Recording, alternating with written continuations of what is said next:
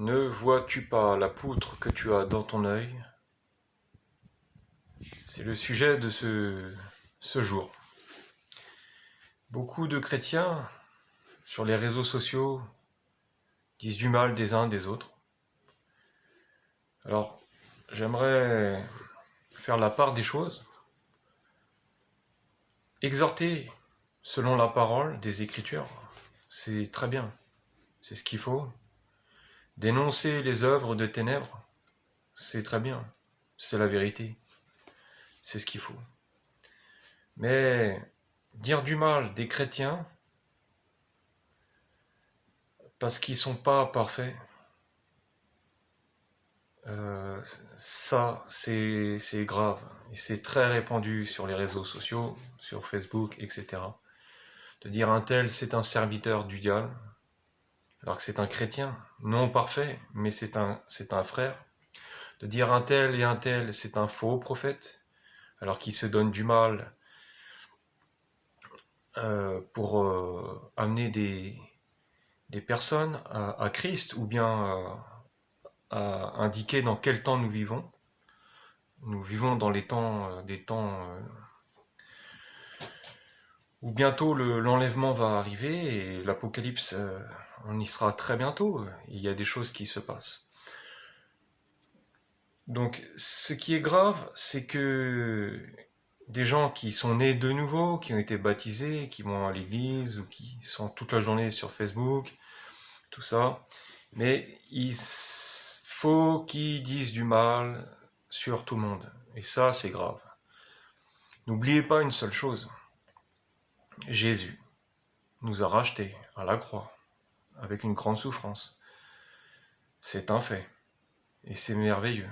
C'est ce qui nous sauve. Mais il a dit une autre chose. Ayez l'amour en vous. Aimez votre Dieu de tout votre cœur, de toute votre âme, de toutes vos forces.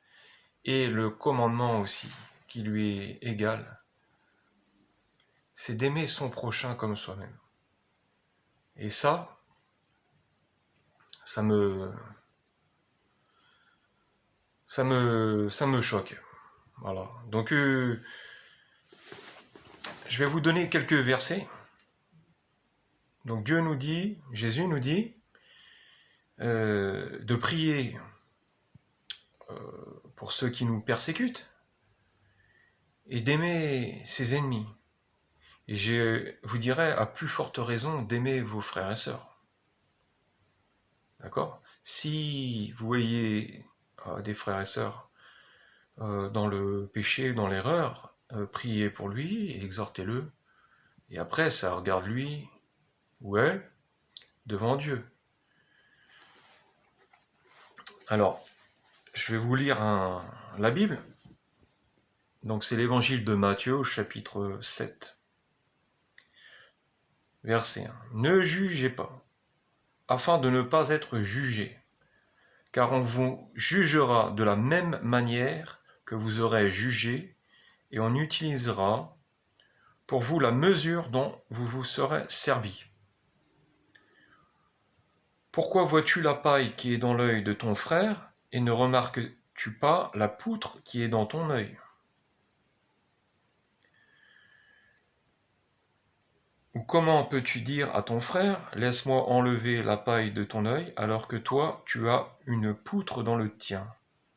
Hypocrite, enlève d'abord la poutre de ton œil, et alors tu verras clair pour retirer la paille de l'œil de ton frère. Je fais une petite allusion aussi sur le célèbre joueur de foot Olivier Giroud, qui joue en équipe de France. Et il est dans un monde, il est dans le monde, vraiment. D'accord? Mais mettez-vous à sa place, il n'est pas parfait, mais il montre sa foi en Jésus. Et il le fait bien, il le fait sur les réseaux sociaux, il parle de Jésus. Et il est dans un monde satanique. Ils font tout pour le... C'est le seul ambassadeur de Christ dans le monde du football, en France, et on vient lui jeter la pierre. Alors à tous ceux qui le dénigrent méchamment, parce que il n'est pas parfait, hein, moi non plus, et qui ne l'est. Hein. Et pourquoi dire du mal sur lui? C'est méchant. Euh, c'est un professionnel, c'est un sportif professionnel. Il montre sa foi en Jésus, il ne demande rien d'autre. D'accord? Il n'est pas parfait. Donc je reprends ce que dit l'évangile de Matthieu chapitre 7. Donc ne jugez pas, afin de ne pas être jugé, car on vous jugera de la même manière que vous aurez jugé, et on utilisera pour vous la mesure dont vous serez servi. Si vous avez un cœur dur envers des frères et sœurs, et votre statut dans les cieux, il va redescendre. Dieu n'aime pas ça. Dieu n'aime pas ça. Et je vais vous citer aussi dans Matthieu chapitre 5, verset 22. Mais moi je vous dis, hein, donc c'est Jésus qui parle, tout homme qui se met sans raison en colère contre son frère mérite de passer en jugement. Celui qui traite son frère d'imbécile mérite d'être puni par le tribunal, et celui qui le traite de fou mérite d'être puni par le feu de l'enfer. Voilà, donc ça c'est les paroles de Yahushua hein, que je vous dis, c'est dans la Bible. Je vous ai donné les références. Lisez. Dieu, son amour est très grand pour tous ses enfants.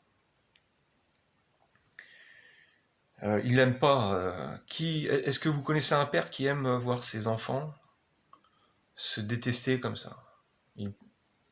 Il prendra des sanctions à un moment donné. Et c'est lui qui juge. Donc, faites attention de ne pas dire du mal gratuitement sur sur des frères et sœurs en Christ, qui sont en Christ, qui ont choisi Jésus pour Seigneur, pour Sauveur, pour Roi, d'accord? Ayez le mal en horreur, c'est ce que nous dit la Bible. Si vous connaissez les écrits,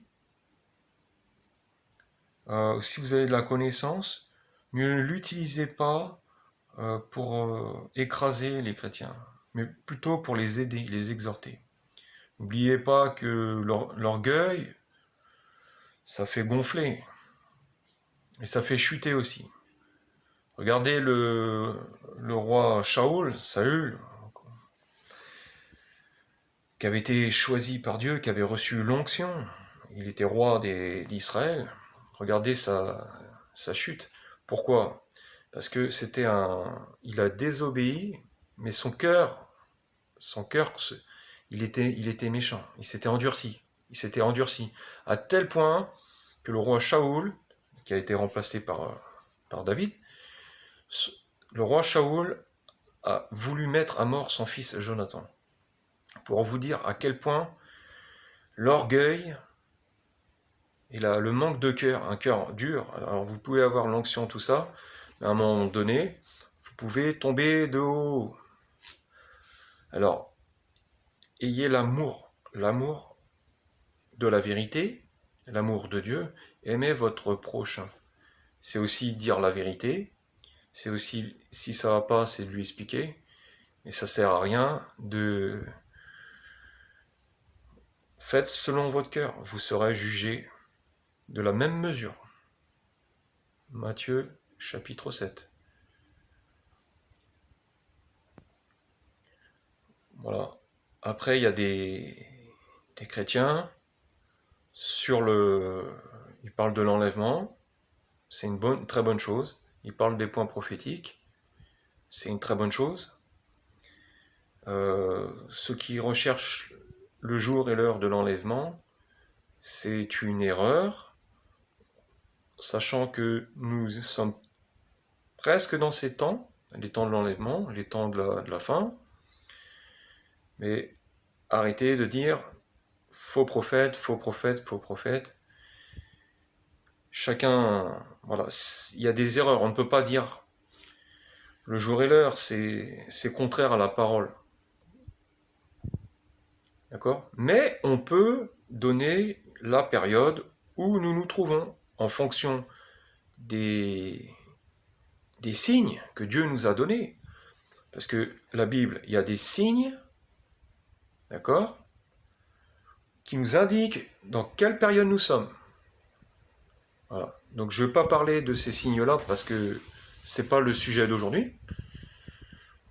En tout cas, voilà, que votre bouche, en tant que chrétien, ne dise pas des choses, que votre bouche ne dise pas du mal. Parce que vous allez perdre beaucoup à force de dire du mal. Vous allez ouvrir des portes à cause de la jalousie. D'accord ? La jalousie, vous ouvrez une porte, c'est une porte invisible, où le mal s'installe, vous voyez ?